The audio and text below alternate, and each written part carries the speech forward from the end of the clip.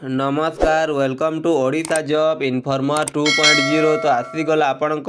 EMRS model आवासिक school तरफ आउ एक रिक्वायरमेंट सुजोग आपण जदि EMRS विद्यालय रे काम करने को चाहते ताहेले आपणक आसी सुवर्ण सुजोग यही रिक्वायरमेंट रे कौन भी परीक्षा हेब ना आपण सीधा सलख भर्ती रही अछि और यही रिक्वायरमेंट रे आपण टीचिंग और नॉन टीचिंग पोस्ट रहिबो। तो मुझे आपन को यही वीडियो रे यही रिक्वायरमेंट एज लिमिट कौन रहिबो कैटेगरी को कैटेगरी केते पोस्ट अच्छी लास्ट डेट केबे अच्छी हाउ टू अप्लाई केमिति आवेदन करि पारिबे डॉक्यूमेंट को डॉक्यूमेंट लागिबो सिलेक्शन प्रोसेस कौन रहिबो मु आपन को संपूर्ण भाव में जणेदेबी।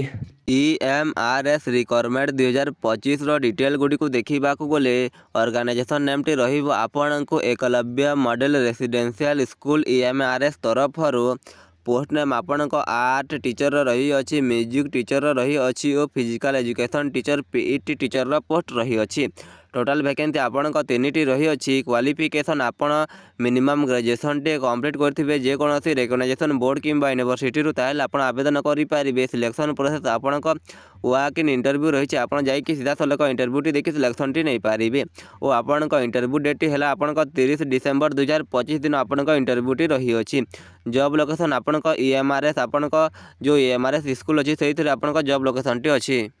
एजुकेशनल क्वालिफिकेशन देखा गले कैंडिडेट मस्ट पासे से graduation degree from A recognisation university आपन जेकोसी रिकग्नाइजेशन यूनिवर्सिटी रू ग्रेजुएशन डिग्री टे कंप्लीट करथिबे ताहेले आपन एही पोस्ट पे आवेदन करि पारिबे। सिलेक्शन प्रोसेस देखा गले आपन को कौन भी एग्जाम हेब ना स्टेज ऑफ सिलेक्शन मुझे जन दूसरी आपन को प्रथम आपन को डॉक्यूमेंट वेरिफिकेशन हम आपन से डॉक्यूमेंट वेरिफिकेशन को क्वालिफाई कर आपन को गोटे पर्सनल इंटरव्यू रहिबो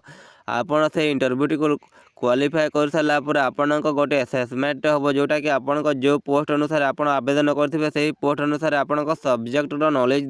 थिबा ताहेले आपन आवेदन टी करि पारिबे और आपन फाइनल सिलेक्शन टी पाई पारिबे। वाक इन इंटरव्यू डिटेल देखा गले आपन को 30 डिसेंबर 2025 रही अच्छी तो आपन 30 डिसेंबर 2025 दिन जाइए इंटरव्यू टी देखिए सिलेक्शन टी नहीं पारिबे। डॉक्यूमेंट्स रिकॉर्ड फॉर इंटरव्यू तो आपन इंटरव्यू देवा समय को डॉक्यूमेंट गुड़ी को नहीं कि तो आपन को CV रेज्यूमे गोटे लगे आपन ताहा नहीं कि ग्रेजुएशन सर्टिफिकेट मार्कशीट लगे आपन ताहा नहीं कि आइडेंटिटी प्रूफ आपन आधार कार्ड वोटर कार्ड पासपोर्ट आपन नहीं कि ताहा नहीं सारा पर आपन को पासपोर्ट साइज फोटोग्राफ गोटे लगे आपन ताहा नहीं कि एक्सपीरियंस सर्टिफिकेट आपन को पाखरे कौन से एक्सपीरियंस अच्छी ताले आपन से एक्सपीरियंस सर्टिफिकेट नहीं कि ता सहित आपन को ओरिजिनल डॉक्यूमेंट को नहीं कि और ता सहित डॉक्यूमेंट जेरक्स गुडी को नहीं कि जाइथिबे। सैलरी और बेनिफिट देखा गले आपन को इंटरव्यू अनुसार आपन को सैलरी रहिबो तो आपन को सैलरी मिनिमम 30,000 पर्यंत रहिबो आपन को बेसिक पे रहिबो। How to apply for EMRS requirement 2025 तो आपन एही EMRS रिक्वायरमेंट को केमिति आवेदन करि पारिबे तो प्रथम download the read the official notification PDF carefully प्रथम आपन EMRS रो ऑफिशियल वेबसाइट को विजिट करिवे। विजिट कर सारा पर सही वेबसाइट रो ऑफिशियल नोटिफिकेशन टी को डाउनलोड करने डाउनलोड कर सारा पर आपन से नोटिफिकेशन टी को भल भाव में पढ़ी नेबे पढ़ी सारा पर check your eligibility for the post आपन जो पोस्ट पर आवेदन करथिबे सही पोस्ट अनुसार आपन को एलिजिबिलिटी क्राइटेरिया गुडी को चेक करिवे। चेक कर सारा पर प्रिपेयर ऑल रिक्वायर्ड डॉक्यूमेंट आपन सब डॉक्यूमेंट गुडी को रेडी करनेबे। रेडी कर सारा पर वाक इन इंटरव्यू ऑन 30 डिसेंबर 2025 आपन एही दिन जाई कि से EMRS एड्रेस रे आपन जाई कि इंटरव्यू देखि सिलेक्शन टी नहीं पारिबे।